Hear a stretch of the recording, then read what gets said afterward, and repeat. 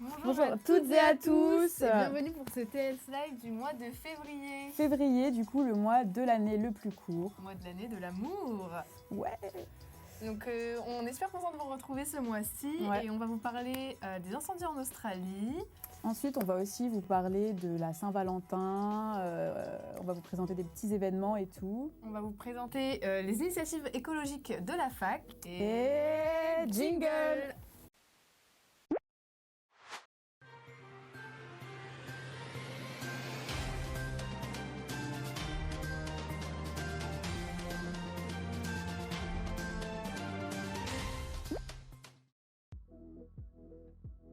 Dans la rubrique Actualité, nos trois super reporters, Louise, Léa et Gaëlle, vont vous faire un petit récap des incendies en Australie, actualité qui a beaucoup marqué ce début d'année 2020.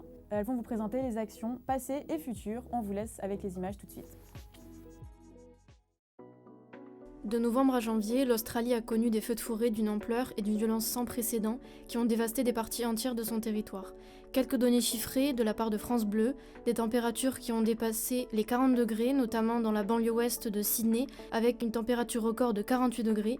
Le bilan aujourd'hui, c'est des dizaines de milliers d'Australiens qui ont dû évacuer leur domicile, plus de 6 millions d'hectares, soit 2 fois la taille de la Belgique, qui ont été brûlés depuis novembre. Et on a les données aussi du collectif Australia Wildfire Fund, plus de 27 morts, plus de 2000 foyers détruits, 350 000 tonnes de CO2 rejetées dans l'atmosphère, et également plus d'1 milliard d'animaux tués. Pour ce qui est des opérations de sauvetage mises en place, notamment via les réseaux sociaux, on a retenu 2 personnalités. L'humoriste Céleste Barber qui a récolté 45 millions de dollars après avoir lancé une campagne sur Facebook pour une organisation qui gère les dons caritatifs qui soutiennent les brigades de pompiers volontaires. On a également l'acteur Chris Hemsworth qui a mis en avant de nombreuses ONG, notamment Australia Wildfire Fund, des fonds gérés par Earth Alliance, coprésidés notamment par l'activiste environnemental et acteur Leonardo DiCaprio. 100% des donations sont reversées pour assister localement les pompiers, supporter les communes affectées, sauver et récupérer les animaux sauvages et mettre en œuvre des solutions à long terme pour restaurer et repeupler les écosystèmes. Moi j'ai vu beaucoup de stories avec le système de partage qui fait gagner de l'argent, je sais pas quoi, des trucs comme ça, ou des campagnes de sensibilisation via des stories, mais c'est pas allé plus loin, enfin dans ce que j'ai vu en tout cas. J'ai entendu j'ai plus vu les récoltes de fonds que vraiment les actions qu'ils proposaient. Je sais qu'il y a des ONG qui se mobilisent, mais c'est quand même un événement d'une grande ampleur. Je sais pas si les associations peuvent tout ça peut pas tout être à eux faire. de le faire en fait, c'est ça. Ils Ils devraient le ça faire, peut mais être un les complément, États, mais sans les États, ouais. ils pourront pas avancer de toute façon. C'est vrai que le côté story sur Instagram, ça m'avait un petit peu dérangé. Je trouve que c'est un mode de mobilisation qui est un peu nouveau, le côté un peu image. Et tu vois, quelque part, c'est un engagement, mais qui est très déconnecté des réalités des choses. Donc, quelque part, c'est mieux que rien, entre guillemets. Mais je trouve qu'il y a un peu une distance en même temps dans l'engagement aujourd'hui. Moi non, parce que c'est le genre de système auquel je crois pas trop franchement. C'est pas que je me vois pas donner, mais ouais, le problème c'est que je sais pas à qui je donne, je sais pas où va mon argent, je sais pas ce qu'ils en font. Ouais, c'est ça, c'est extrêmement flou. Moi je préférerais vraiment me concentrer sur mes études pour après vraiment me consacrer une partie de ma vie à ça sur le terrain quoi. Moi, j'ai fait un don déjà, je sais plus trop dans quelle association j'ai donné ça. J'ai déjà pensé à m'inscrire dans une association comme ça, d'une ONG, mais j'avoue, dans la rue comme ça, quand ils viennent nous parler, je calcule pas trop. Je sais pas, moi je suis plus en mode action réelle sur le terrain.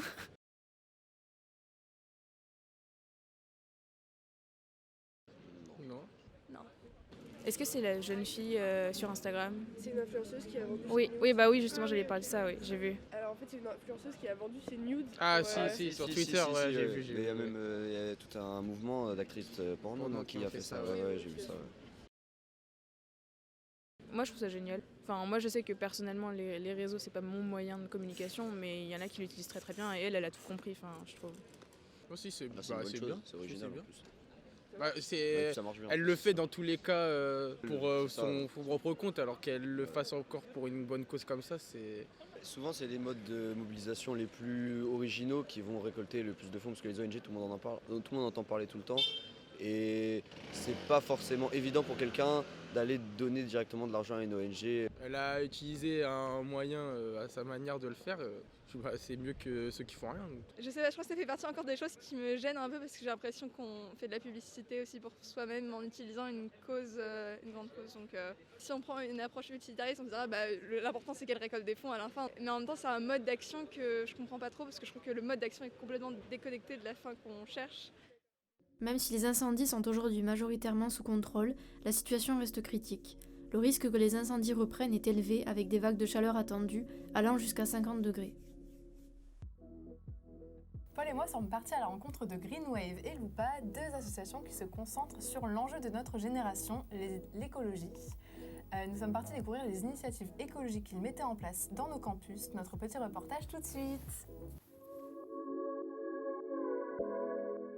Lupa, c'est les universitaires planteurs d'alternatives. Donc on pourrait dire Lupa, mais on dit Lupa parce que c'est aussi une loupe sur nos actions au niveau de la fac, sur comment on peut agir de manière plus écologique, etc. Une association qui a été créée en 2016. On agit sur différents niveaux sur le point de vue écologique. Il y a 4 objectifs. Le premier, ça va être d'informer et de sensibiliser les membres de l'université. Donc là, c'est sur Jussieu, mais on est aussi au muséum et aussi à Clignancourt. Ensuite, on a 2 objectifs qui rentrent un peu dans le pôle université écologique. Donc on va essayer d'avoir une force de décision au niveau de l'administration. Et puis on va essayer aussi de mettre en place nos propres initiatives. Donc là, c'est par exemple les paniers bio qui ont lieu tous les lundis. Le dernier point, c'est ouvrir des espaces de discussion et de réflexion sur ce que c'est que l'écologie, donc en tant que notion scientifique mais aussi philosophique, et comment l'utiliser à bon escient en fait. Du coup, les paniers bio, donc tous les lundis à Jussieu, dans le foyer de Jussieu, on distribue des paniers de fruits et légumes bio locaux et de saison qui nous ont été livrés par un producteur local qui vient des Yvelines, et il vient nous ramener les paniers que les gens ont commandés en amont sur internet. Donc les gens commandent leur panier. Donc c'est un panier de 10 €. On peut aussi acheter des œufs, des lentilles et du pain qui est livré, le pain est livré en vélo par un boulanger. Qui est dans le 14e. Et comme on disait, il y a beaucoup de personnes qui viennent chercher des paniers bio et qui ne font pas partie de l'association. Donc ça fait partie de ce pan, de cet objectif-là, mettre en place nos propres alternatives. C'est une des actions, c'est celle qui est la plus développée peut-être maintenant, mais il y en a plein d'autres autour. Le festival, c'est un festival de musique, des conférences, des projections, des ateliers. La première année du festival, on l'a fait avec 0 moyen. Maintenant, on s'est fait un peu plus connaître, on a plus de monde qui aide à faire le festival. Il est financé par l'université. Et cette année, on aspire à le faire avec d'autres assos de l'université aussi. Et cette année, on va essayer de le faire durer plus longtemps et de le faire aller sur d'autres campus. L'idée, c'est de faire un festival éco-responsable. Pour la nourriture, on a fait un repas avec les invendus du marché. Puis tout le mobilier du festival était fait avec des palettes. On organise des conférences. En décembre, on a eu une intervention de l'association Zero Waste Paris pour nous présenter comment avoir un mode de vie zéro déchet. Ce qu'on pense surtout, c'est que l'université, c'est un lieu de transmission du savoir, de connaissances, et que c'est vraiment hyper important que ce soit exemplairement écologique. Et comme ça, après, ça pourrait peut-être faire effet boule de neige, mais un lieu aussi important que celui-ci dans notre société, il faut vraiment que ce soit un des premiers à être écologique. Oui.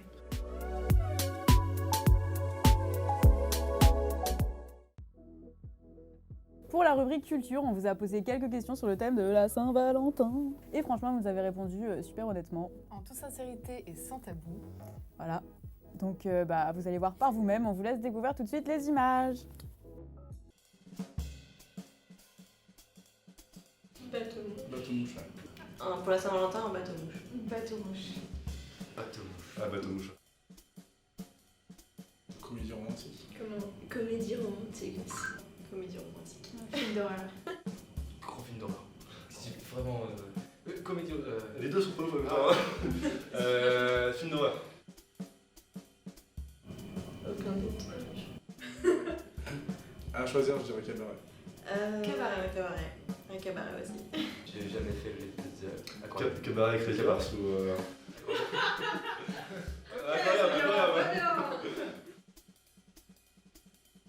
Randonnée, ça peut être pas mal. Ouais, plutôt randonnée, ouais. L'aventure. La randonnée. Massage en duo. Sportif randonnée. Ça dépend du massage. Plutôt à l'extérieur. Ça peut être Ouais. Les deux, c'est bien aussi, mais allez, on va dire resto. On sort. On sort aussi. Même si j'aime le deuxième. Vas-y, délivre. Le bouquet de fleurs, ça fait toujours effet. J'offrirais autre chose. Quelque chose de personnalisé. Offrir des fleurs. Aucun des deux. Je sais pas, un truc immatériel. Mais ouais, une sortie. Ouais, un truc, ouais, une sortie, ça me va. Genre, j'ai pas besoin de cadeau en fait. Ça, j'en sais. Moi, je suis chaud pour le message, ouais, quand même. Ouais. Ouais. Des petits cadeaux. Des petits cadeaux, ouais. Le ménage. Cadeau, parce que j'espère qu'il fera le ménage tout le temps. C'est sexiste le ménage. Alors moi, qui suis dans une société plutôt pas conservatrice mais évolutionniste. Je sais pas ce que t'en penses, mais. Surprise. 1500 €. Genre, on me bande pas les yeux pendant plusieurs heures. C'est pas ça ma maintenance. En vrai, j'aime la surprise un peu. Ouais, la surprise. En couple.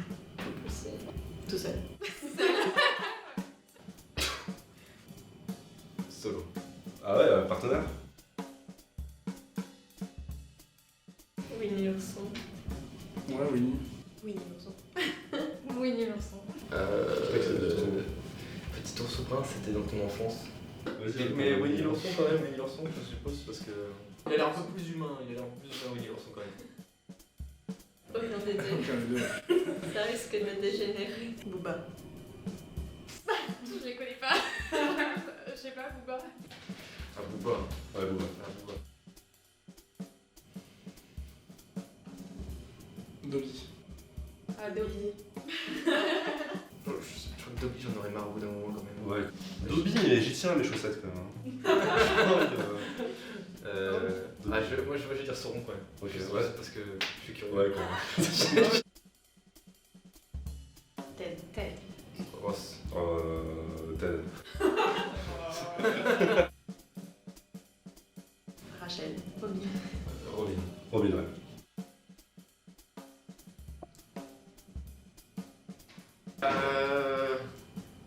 Je dois dire de Beauvoir. Moi j'ai rien dit, donc vas-y, Beauvoir aussi. Moi j'ai subi toujours les Saint-Valentin. Bah, j'ai acheté un bouquet de fleurs, mais en fait c'était pas des fleurs, c'est du chocolat pour mon copain de l'époque. Ok. Et j'avais tellement faim que je l'ai mangé avant. Oh non. Merci beaucoup. Alors bonjour, je suis Marion et je fais de la basse dans Ciao Vénus. Moi je m'appelle Simon et je fais des machines et du synthétiseur et un peu de chant aussi. Bonjour, je suis Sarah et je chante et je fais du guitare et du clavier dans Ciao Vénus. Bonjour, je suis Louise et je chante et je fais des synthés dans Ciao Vénus. En gros, Ciao Vénus, du coup, c'est une manière de dire au revoir à ce qu'on était plutôt pas, qui était un fantasme. Donc Vénus, ça représente le canon de beauté et tout qu'on essayait de viser et on chantait des chansons en anglais, on faisait du rock et maintenant on a viré vers autre chose qui est plus formé pour aller vers les gens et tout. C'est une manière de dire au revoir à ça et puis bonjour, ciao Vénus à la Vénus libératrice. Au début on fonctionnait de manière classique où je rapportais des compositions et puis on essayait de les arranger, de les jouer ensemble.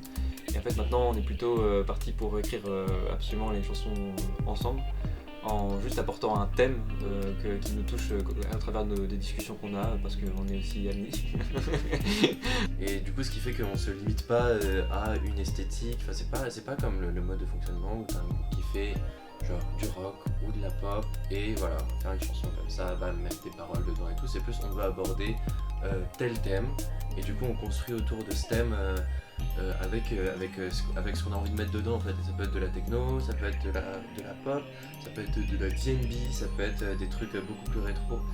Et on choisit quand même des esthétiques qui parlent assez directement aux gens, quoi, qui permettent de pas avoir trop de barrières entre nous et eux. Mais en tout cas maintenant qu'on essaye justement d'avoir ce mode de composition, ça fait que justement on peut prendre beaucoup plus de temps sur le sens pour s'en imprégner, et ça va vers une volonté d'aller vers des paroles simples pour que justement ça soit accessible, et que nous on livre vraiment ces chansons-là comme des contes en fait, des histoires, et du coup pour que ça puisse être lu et entendu par tout le monde, il faut que... Alors cette année on a beaucoup travaillé sur la composition, sur les nouveaux morceaux et sur comment les arranger et tout ça, et là on est en train de préparer des lives, et du coup pour ça on répète, on a une résidence bientôt et on va faire un concert le 27 février au Disquaire. Et puis après ça on a un premier clip qui est sorti, et puis on va continuer à faire d'autres clips, de finaliser les compositions, les arrangements, avoir les bons mix, etc. Et puis après du coup pour pouvoir sortir les clips et pouvoir diffuser plus largement ici ce qu'on fait.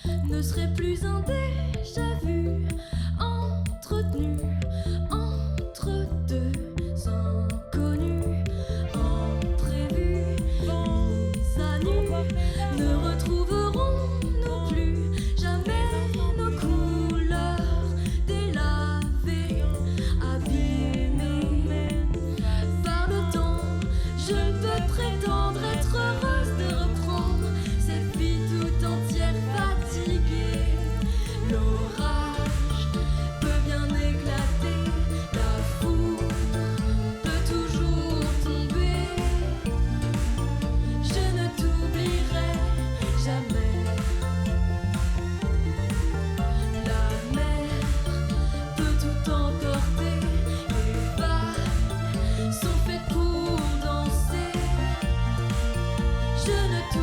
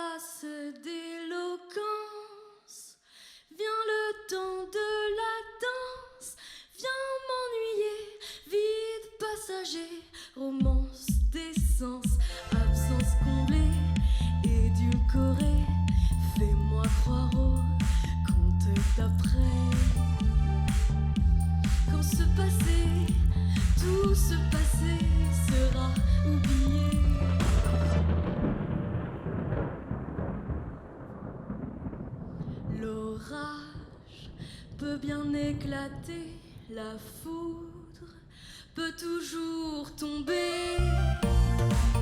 Je ne t'oublierai jamais. La mer peut tout emporter, les vagues sont faites pour danser. Je ne t'oublierai jamais, jamais. L'orage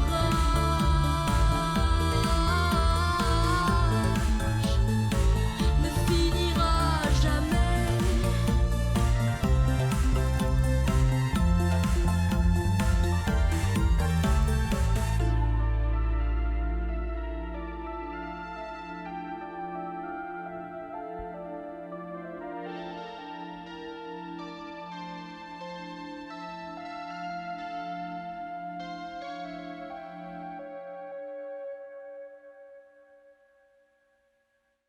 Et voilà, c'est déjà fini. On espère que vous avez kiffé regarder ce super TS Live. En tout cas, si vous voulez plus de contenu TS, n'hésitez pas à nous suivre sur tous nos réseaux sociaux. Vous connaissez Facebook, Twitter, Instagram, YouTube. Et voilà. préparez vos profils car TS débarque sur Tinder pour la Saint-Valentin. Eh oui. Swipe et droite. Voilà, on se retrouve en mars pour le TS Live du mois prochain. N'hésitez pas à activer nos notifications pour être au courant de nos dernières vidéos. Et voilà, on se dit au revoir. On vous fait des bisous. Et bon mois de l'amour. Bon mois de l'amour, profitez bien.